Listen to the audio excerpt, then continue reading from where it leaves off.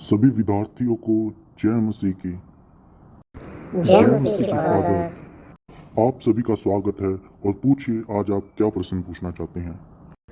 Father, आप हमें ये बताएं कि हमें चर्च जाना क्यों ज़रूरी है। इसके विषय में बाइबल क्या बताती है।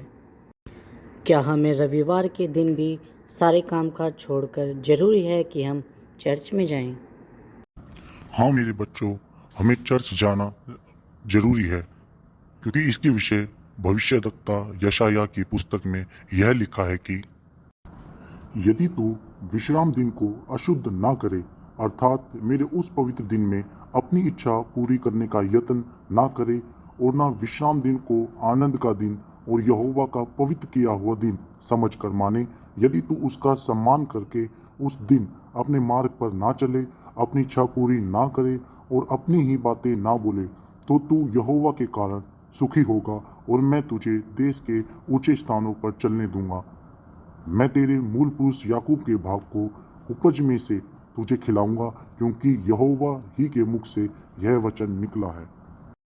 भविष्यद्वक्ता यशायाह ने हमें इस वचन में यह सिखाया है कि हमें अपने सारे कामकाज छोड़कर विश्राम दिन को पवित्र मानना चाहिए और हमें चर्च में जाना चाहिए ताकि परमेश्वर हमें आशीष दे सके, अपने वचन से बातें कर सके।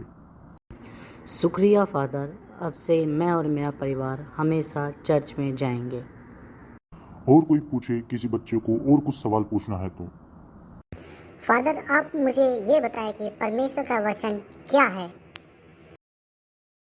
बच्चों, परमेश्वर का वचन इफिसियों की पत्री में तो यह बताता है कि परमेश्वर का वचन अपने आप में दो धारी तलवार से ज़्यादा धारदार है, जो मनुष्य के मन को और गुदे गुदे को आर पार छेदता, अर्थात मनों को जांचता है। और यर्मिया की पुस्तक में यह लिखा है कि परमेश्वर का वचन हथौड़े के समान है, जो किसी भी चट्टान को चूर चूर करने की शक्ति रखता है। और भजन संहिता में दाऊद बताता है कि परमेश्वर का वचन घोर अंधकार में भी हमारे लिए आत्मिक उजियाला लेकर आता है। और परमेश्वर के वचन की 7 आशीषें यह है कि परमेश्वर का वचन स्वतंत्र करता है, परमेश्वर का वचन चंगाई देता है और विश्वास उत्पन्न करता है, पापों से बचाता है, हमें आनंदित जीवन देता है और परमेश्वर का वचन मानने से हमारी प्रार्थनाओं का उत्तर भी मिलता है और परमेश्वर का वचन हमें अनंत जीवन देने का आश्वासन भी देता है। यह थी परमेश्वर के वचन की 7 आशीषें। समझ आया बच्चों? जी फादर।